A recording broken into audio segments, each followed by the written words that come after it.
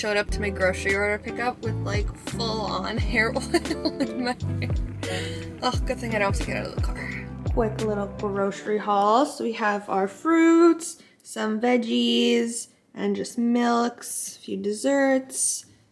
I love turkey bacon. This is just some sandwich meat, corn, pasta, more snackies, popcorn, chips, yogurts. We have beef here and chicken. And then, what are these things called?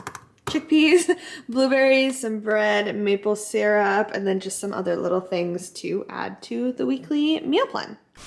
Good morning. Welcome to a little mini vlog. Today's video, I figured I would kind of explain how I've been feeling. It's been pretty much 1 month since I've had my IUD removed. I think literally tomorrow is 1 month. And so I kind of wanted to talk about the things that I noticed, the changes that I noticed, and what has happened, what hasn't happened, kind of the gist of that, and just catch you up a little bit on things that I'm doing right now. But first, I do need to make myself breakfast. I am starving. So I wanted to quickly touch on breakfast because if you've watched my vlogs like previously, like from a year ago, I used to never have breakfast. I actually used to intermittent fast, and now I know that that's not exactly great for my hormones, but at the time I loved it. I loved, I think, the convenience of not having to make breakfast, and I just didn't really mind. Like, I felt totally fine. I could usually go pretty long without eating. However, now that I'm working on kind of fixing my hormones, I've realized that it is important to have a good satiating breakfast in the morning that's filled with protein and good fats. And I do actually notice it does change my energy. So I used to feel like it took me a while before my energy picked up for the day, especially after I quit drinking coffee. Whereas now when I have breakfast, I feel like I'm super fueled and ready to go in the morning. So that's another really good change that I've noticed since I started actually eating breakfast every single day. So let's just make a quick toast and eggies, and I'm going to show you how to make a really nice dandy blend latte.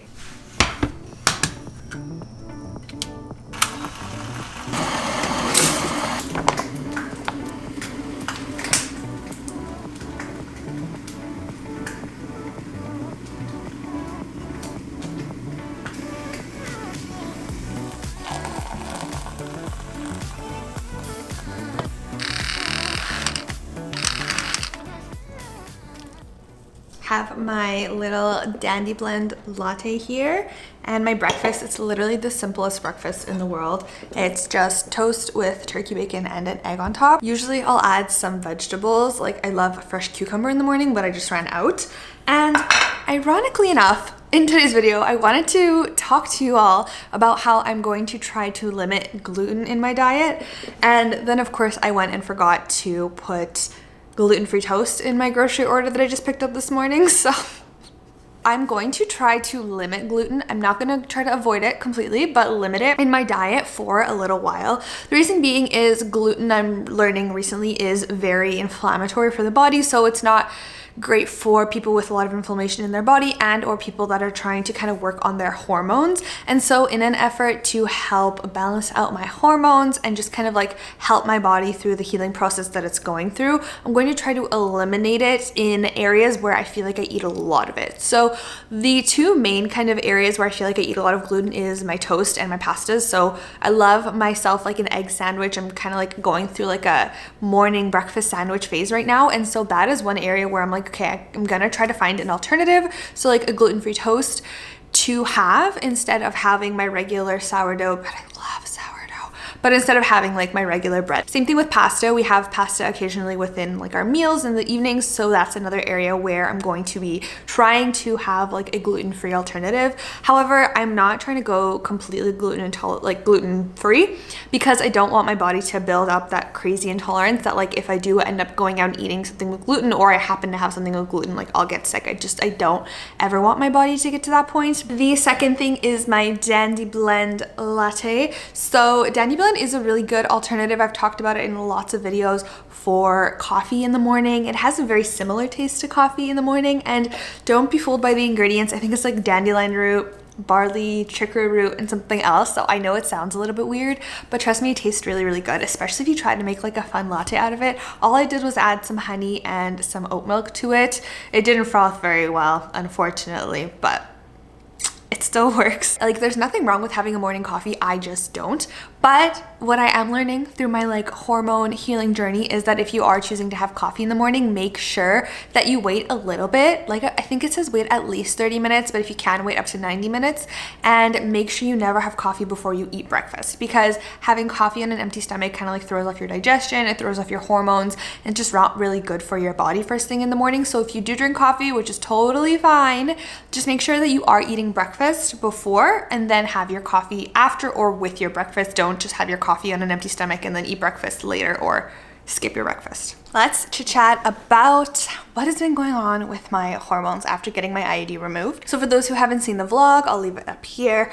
Basically, I got my hormonal IUD removed. I'm trying to help balance out my hormones and just kind of like get my body feeling at its best. And so I figured that having my hormonal IUD removed and just being off of synthetic hormones completely would be the best option for me. There's so much that goes into like hormonal birth control that you don't know about until it becomes a problem in your life, which is crazy. I definitely feel like there should be some education about this when we are in high school, when we're like young women beginning our journey on these birth controls. I definitely feel like there needs to be a lot more education, because what I know now, 10 years after being on birth control, I had no idea about the entire time I was on birth control. Anyways, I've now been off of it for 1 month, and right off the bat, I felt good. I felt no different, and it definitely took at least 2 weeks for me to start feeling any different.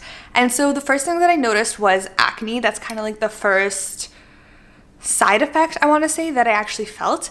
And the reason that I knew it was from the IUD, like it was hormonal acne, was because it was in areas that I never have acne anymore. So I only usually get pimples kind of around my chin area, but I started getting pimples kind of like all along my cheeks, on my forehead. I do still have some. It is covered up by makeup right now, but I do still have some like coming up on my forehead, kind of in like weird spots on my cheeks. And so I definitely think that's associated to my body trying to like regulate itself after having the hormonal IUD removed. And I know that getting off of the pill is a lot different than getting off of the hormonal IUD.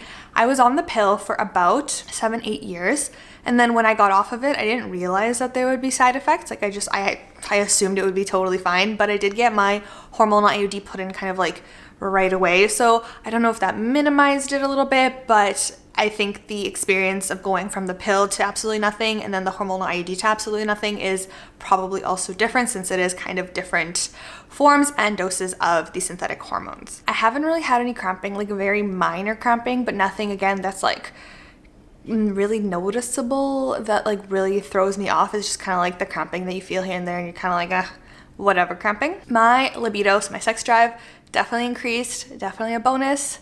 Definitely something I'm liking about this. Maybe that's TMI, but I feel like for my ladies who feel like they have very low libido, this was me, and so I feel like this has changed that a lot, and I'm very, very happy about that personally for myself. And then what I'm doing kind of for birth control now is I am doing the FAM method, so the fertility awareness method. I'm still kind of getting in the gist of it, and I'll explain why in a second, but essentially what that is when you kind of track how your body feels, your temperature, and different things to kind of help you figure out at what point you're in your cycle, and then when you're gonna have your period, and then when you're fertile, when you're not, when you're ovulating. And so that's a lot easier to track when you have a period. So I don't actually have one yet. Mine hasn't come back. I lost it when I had my hormonal IUD, and it has not come back yet. I am just kind of starting to track it just so that way when I do get my period back, I can kind of figure it out better and then be more aware of my cycle. So the app that I'm using is called Natural Cycles. So I was going to use a different one, but then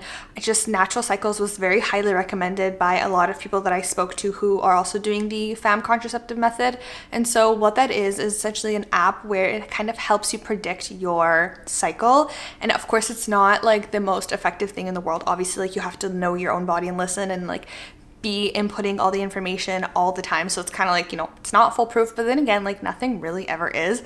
And so this app basically helps you predict when you're ovulating, when you're fertile, when you're not, when you have your period, and it gathers data as you input it. The most important thing to input is your basal body temperature. So it's the temperature, like as soon as you open your eye in the morning, you have to take your temperature through a thermometer in the mouth. So I literally have one just chilling on my nightstand. As soon as I open my eyes, I turn off my alarm and I put the thermometer in my mouth and I input the temperature into my app. And then you also input like your mood, your like if you have any cramping, any pain, if you have any sort of like discharge, just a bunch of different things like that. And then through time, as it gets to know your body, it will kind of help you know your cycle a lot better. But it is something that like you have to kind of be in tune with your own body. But anyways, I've been liking it so far. But on the topic of no period, I haven't gotten mine back yet, which is not uncommon. It's only been a month, but I would like to just like feel quote unquote normal again and have one. So me and my naturopath are kind of trying extra things now to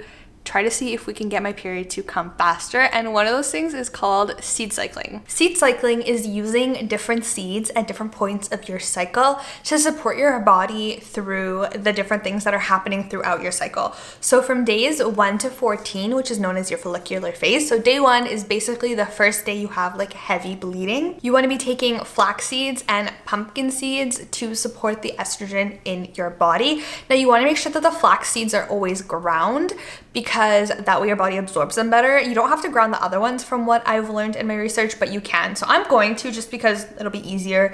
And then from days 15 on to the end of your cycle until your next full bleeding day, which is known as your luteal phase, I believe is how you pronounce it.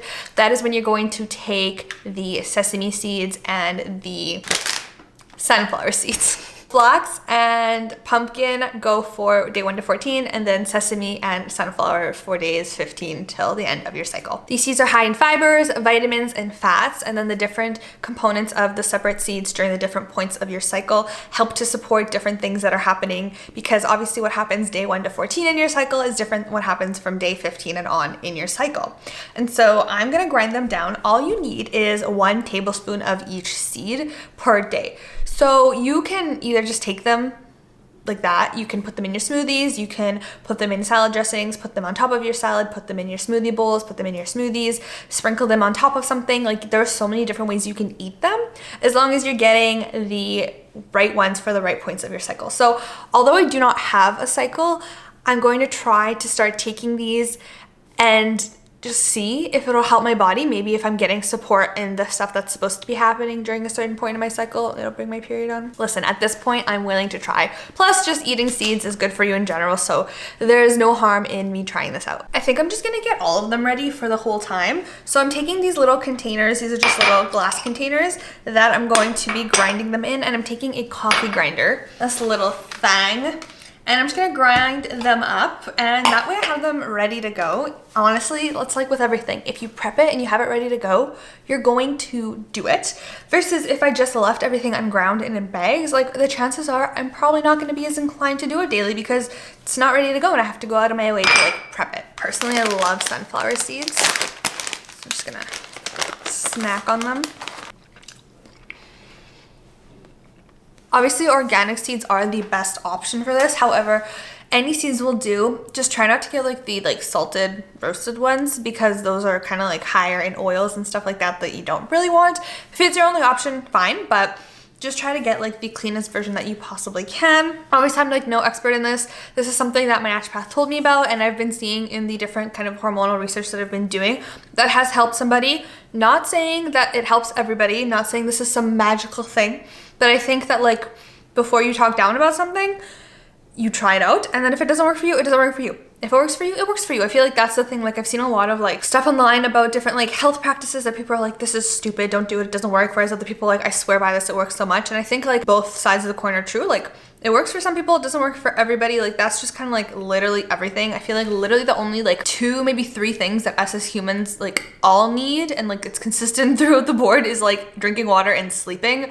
You could say eating, but like eating is so subjective, right? Like you could be eating really, really bad foods and that's not gonna be good for you, versus eating really, really good foods and it is good for you. So I feel like not everything works for everybody, but I think before you talk down on something, you definitely deserve to give it a shot.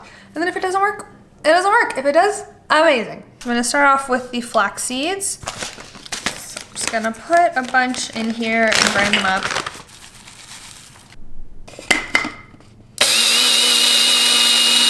I have also seen online that there are actually like companies that pre-grind and like portion out seeds for people who like want to do seed cycling but are like either too lazy or just don't feel like doing it out themselves. I forget what the name of the company is. I'll pop it up here when I find it. But yeah, I saw they literally like pre-make all these things and then they portion them out for you and you just like take them during different days of your cycle, which is also pretty cool. It's also a pretty smart business idea if you ask me, but just putting it into these containers now. So I'm gonna do all 4 C's just to have them all ready to go. But if you feel like you either are gonna mess up which is which I should probably label them now that I think of that, or just too much work, you can also just do them like the 2 at a time.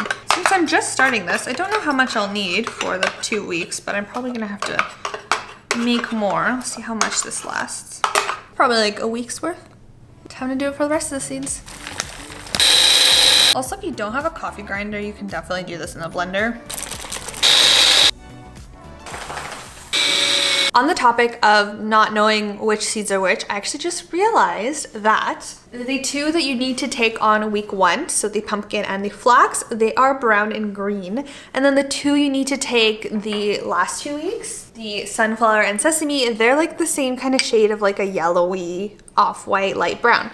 So that's how you can tell. If you are on week 1, you do green and brown, and then you do like the yellowy ones the second time around. It is now lunchtime. And of course the hair has to go up. Is anybody else like this where when it's like day 1 and they have their hair down, it looks good and then you just like get annoyed with having your hair down because it's just in the way? I'm just one of those people, I love having my hair up all the time. And so I love the way it looks when it's down, but just like keep touching it, moving it out of my face. So I always clip it up a few hours later. So I'm gonna show you a really easy, quick snack or like lunch idea that is hormone friendly that I've recently started eating and I love it. It sounds weird, but bear with me, it actually tastes really good. So if you've been on TikTok lately, or anywhere for that matter, you've probably seen or heard of the Hormone carrot salad. Super duper simple concept, super duper easy to make, and super good for you. So it's like a win-win-win for everyone. So the reason that this salad, which literally has 1, 2, 3, 4 ingredients in it, is so good for you is because carrots have this unique fiber in them that helps to detox excess estrogen. Helps to detox excess estrogen in the body. Hormones are so complex, but like estrogen is a type of hormone that we need, but then when we have too much of it at different points of our cycle, it can actually not be great for us. And there are also like good estrogens and bad estrogens. Is a lot. Hormones are complex AF. However, this is a good salad to have that not only helps your body because it helps with hydration because of the salt and the different components that olive oil provides and apple cider vinegar provides, but again, helping detox the body with that excess estrogen. So it's really simple. All it is 1 to 2 carrots, depending how many you like or how big of a salad you like, peeled. So I use one of these, like, I think they're called Y peelers. And then you do about a tablespoon of olive oil, tablespoon of apple cider vinegar, and then a nice generous amount of sea salt. So you're gonna want to peel off the first layer, the one that's been in the ground. We don't want to eat that. And then I just peel it into the bowl. Not missing the bowl. Oh my goodness. This tutorial is not going well. Like, what's going on? Come on. I think that out of all of the carrots I've literally ever peeled in my life, that was the most like ungraceful carrot peeling. I apologize. I'm usually better at that. So now, super easy, you are going to just add 1 tablespoon of extra virgin olive oil. I never really measure, I just kind of loop-de-loop-de it. And then you're going to do about 1 tablespoon of apple cider vinegar. I usually just do like, oh, you gotta shake it first, remember that, so you can get the other things in there. And I usually do like cap and a bit. And then you want your sea salt, generously sprinkle.